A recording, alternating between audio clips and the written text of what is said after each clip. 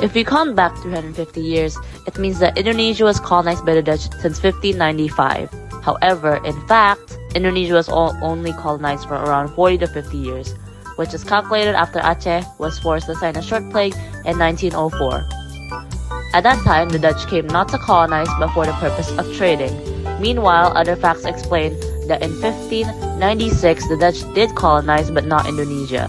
They added that the narrative of 350 years of Dutch colonization in Indonesia was a made-up historical generational step. Even though getting colonized for the 350 years thing was made up, many heroes and citizens still fought for freedom and independence. At that moment, Japan and America are at war with each other.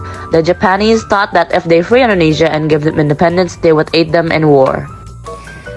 Then the BPUPKI, known as Tokuritsu Junbi Chosakai, was created to prepare for the independence of Indonesia. The purpose of this organization is to find out and learn things needed for independence.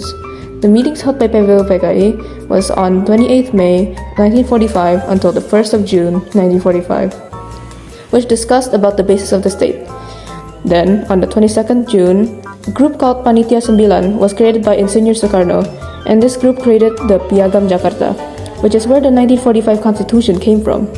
After that, on 6th August 1945 and 9th August 1945, America dropped an atom bomb on Hiroshima and Nagasaki respectively, which forced the Japanese to surrender and giving Indonesia the chance to declare their independence.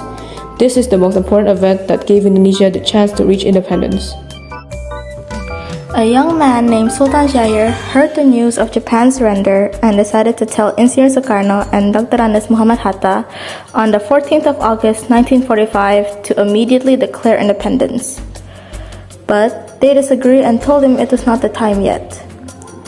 So on the 16th of August, the younger group kidnapped Insinyur Soekarno and Dr. Andes Muhammad Hatta to Rengas Dengklok, and they convinced them to declare proclamation, and they have finally reached a consensus. During the night, they were taken back to Jakarta to Admiral Maida's house, a Japanese admiral, to write the proclamation of independence. After that, they gave it to Sayuti Melik to type it.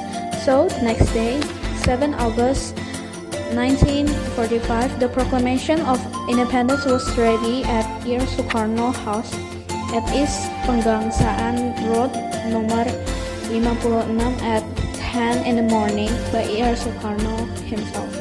The proclamation of Indonesia were overjoyed and was proud from the news of the proclamation.